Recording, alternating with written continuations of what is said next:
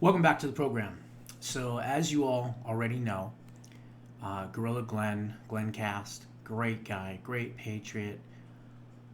Been a fan of the show for many, many years, like many of you have as well. Is a regular on the Full Throttle Thursdays as well. And just a great person, a great guy. Has a love for motorcycles. Sadly, didn't have a love for helmets. And was in a pretty bad accident. Pretty bad accident. According to his wife, she was driving in her car. They were next to their house, and she said, about 3/4 to maybe a mile behind him, and she didn't see exactly what happened. She thinks maybe a deer ran out, but she's not sure. But she obviously came to his spot and saw that it was him, and of course immediately pulled over, and he was unconscious according to what she said. And she called 911 immediately. She said that she was doing chest compressions. Last night I said that he had a punctured lung. Thankfully he does not. He just has a bruised lung, so I apologize for that mistake. But yeah, he's in rough shape. He's in rough shape. They're still doing tests on him. I don't know. Just continue to pray.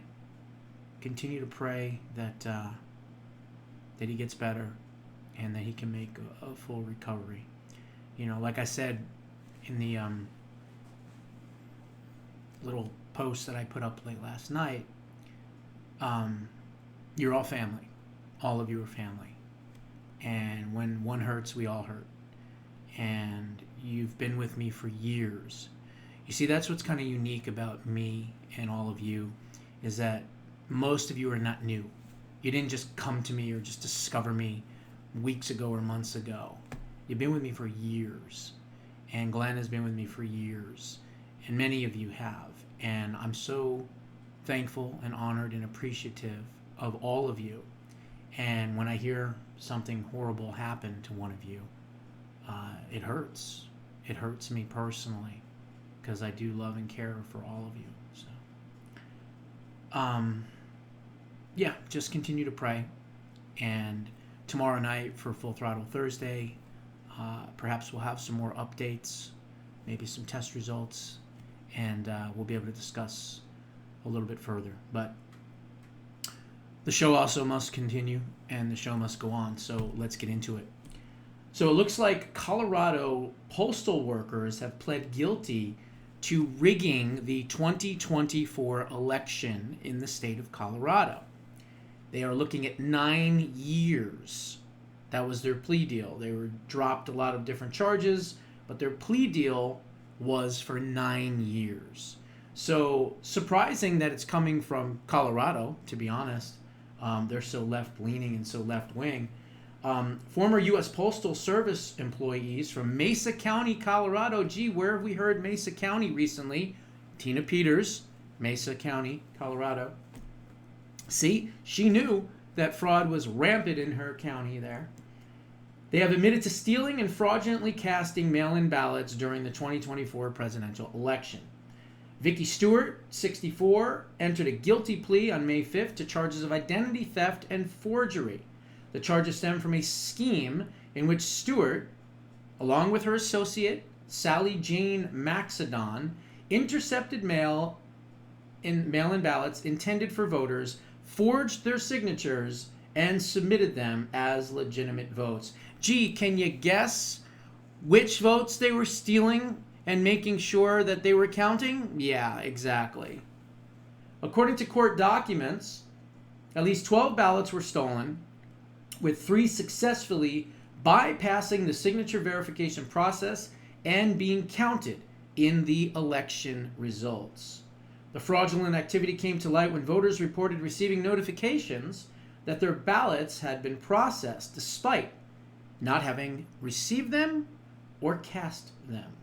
Stewart, who was serving as a substitute mail carrier at the time, used her position to identify and withhold ballots from delivery. She then collaborated with Maxedon who filled out the ballots and forged the necessary signatures. But no, there's no voter fraud, right? No, of course not. That's just one case.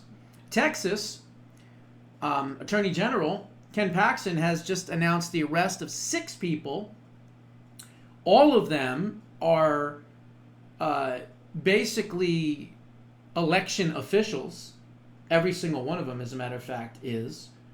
You have Frio County Judge Rochelle Camacho, 3 counts of voter fraud. Former Frio County Elections Administrator Carlos Segura, 1 count of tampering and also fabricating physical evidence. Pearsall City Council member Ramiro Trevino, 1 count voter fraud. Pearsall City Council Rachel Garza, voter fraud. The trustee Adrian Ramirez, 3 counts voter fraud. And Frio County vote harvesting expert Rosa Rodriguez, 2 counts as well. So they are now all arrested, and they are now all going to be charged. So that's good. We are cracking down on all of these people, and of course getting rid of all these illegal aliens so they're not on the voter rolls. Well, that's just going to help things that much more. Now, let's get into some other stuff here. So these judges are still trying, they're trying, and I told you the other day, we're halfway there. Why are we halfway there? Because of the D.C. Court of Appeals, which is a very liberal court, basically telling the Voice of America lawsuit people, which I think was the ACLU or somebody else, and of course an activist judge, you don't have jurisdiction. You cannot control who is hired and who is fired by the executive branch and the government.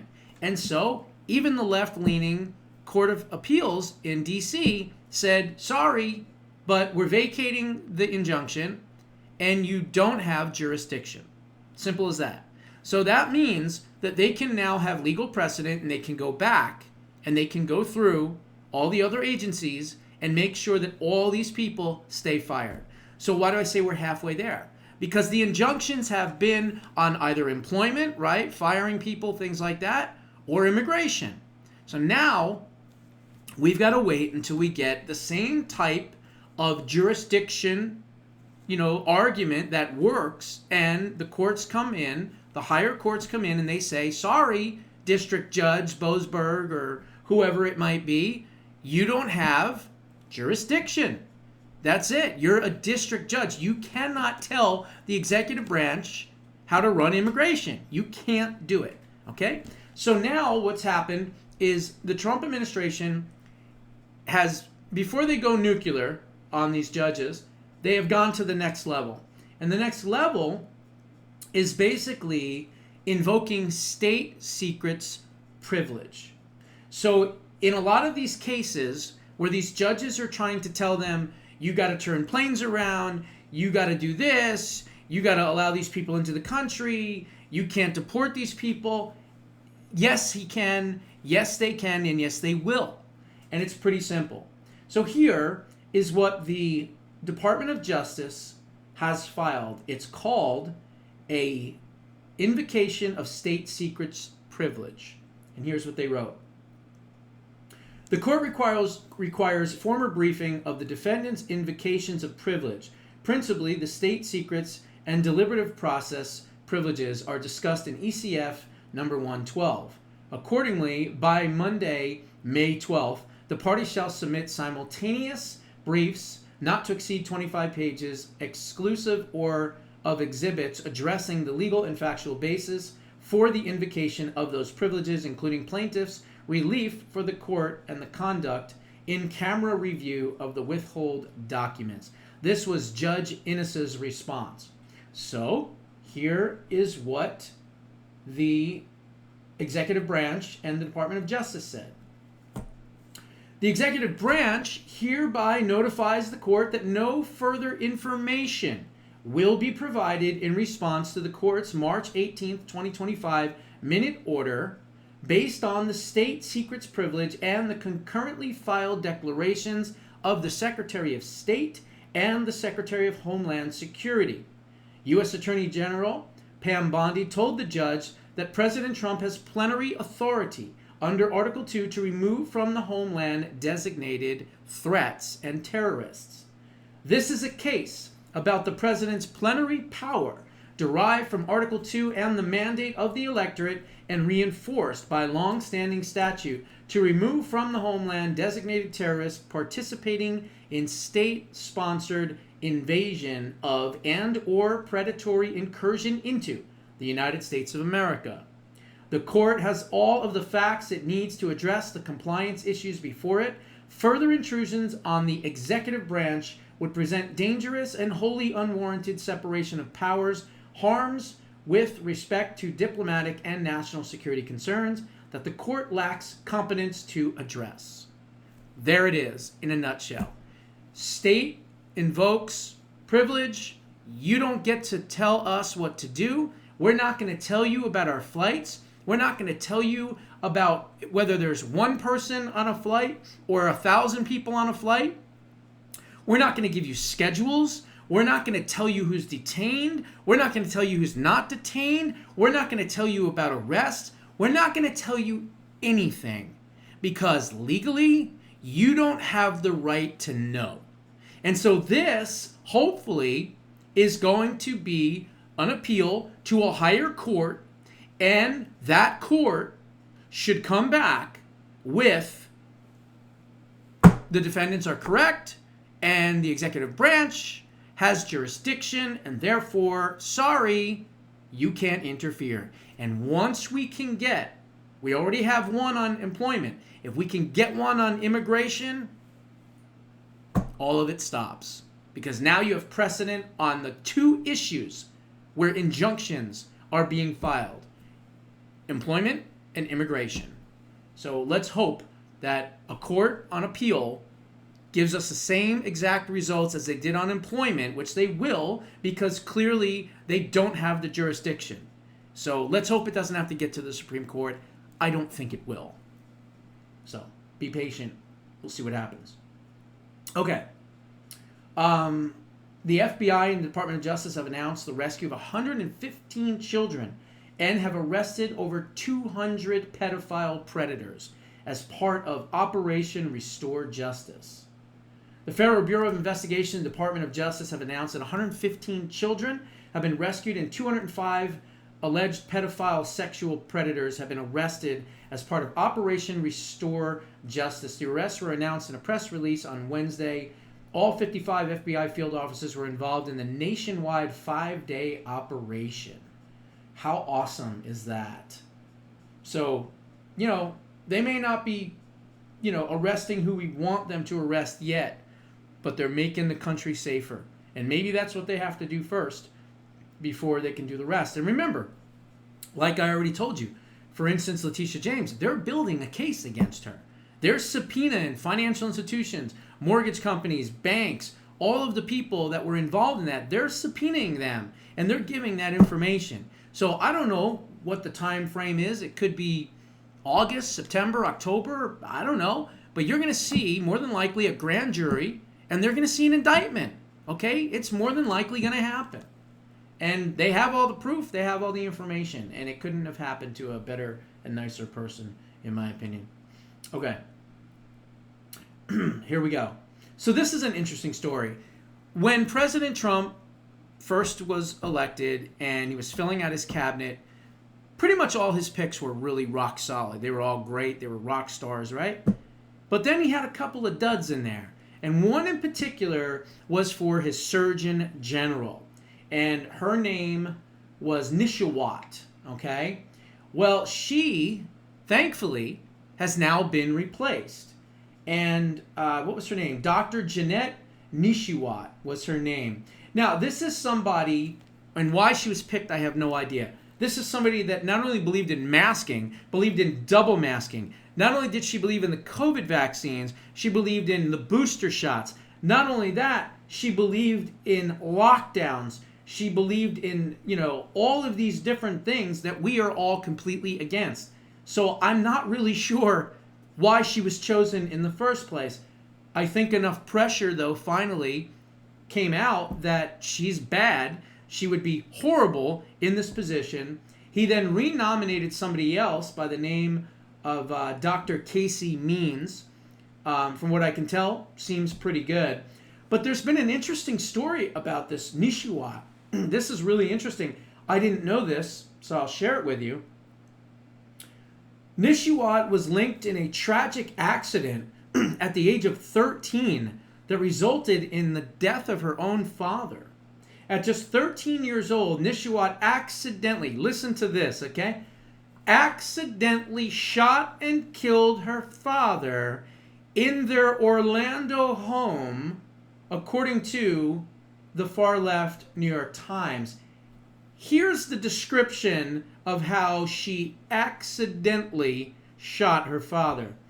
The 1990 incident, described in a police report, was ruled an accidental shooting. According to the report, the young Nishiwat, only 13 years old, was searching for scissors in her father's bedroom when she accidentally tripped over a fishing tackle box, causing a loaded .38 caliber handgun to discharge. Wow. I don't buy it. Okay? I'm sorry. I don't buy it. That's about as believable as a rapist that says, you know, I just somehow fell down. I was naked. She was naked. I fell down and it happened to slip right in. Really? This is crazy. So it doesn't seem right to me. I'm glad she's gone, I'll be honest. And she was a nightmare. She was a total leftist. I don't know why she was chosen, but she was. And the weird thing about Trump is he's pulling a Walls here. He didn't just, quote unquote, fire her. He did what he did with Walls, right? You're not national security advisor, so we'll put you up as ambassador to the United Nations. Well, now he's basically removed her from Surgeon General, but now she's planning on working at HHS as, what is her position going to be? Some type of assistant with him, assistant to the Secretary of Human Services or something like that. And she's planning on working with him on chronic disease epidemics.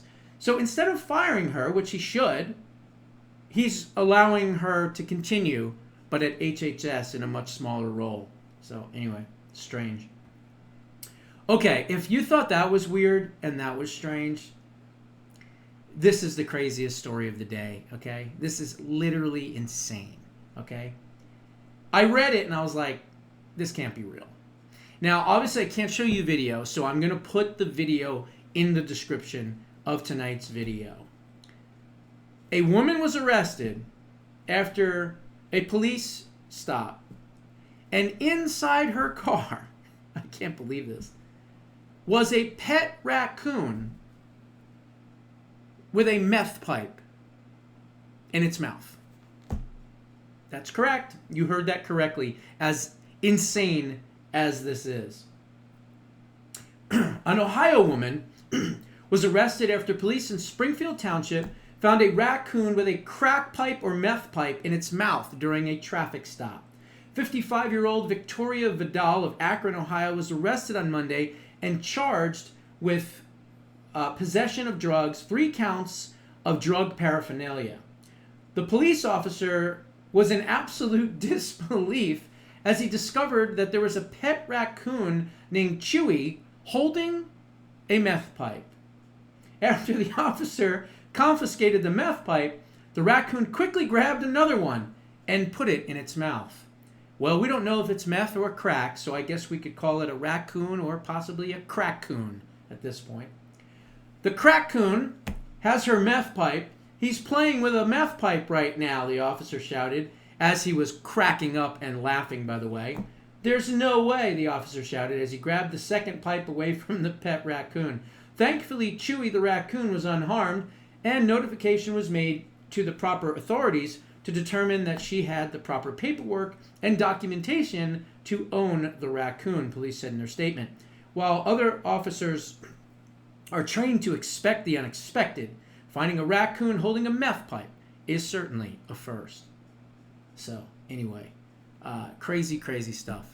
So, I'm just going to end with, again, please pray for Glenn. Pray for him. Pray for his speedy recovery, and let's just put faith in good God above, and hopefully he comes out of it. And I have better news for you all tomorrow. So those are my thoughts. What are yours? Put them down in the comments below. See you in the next one.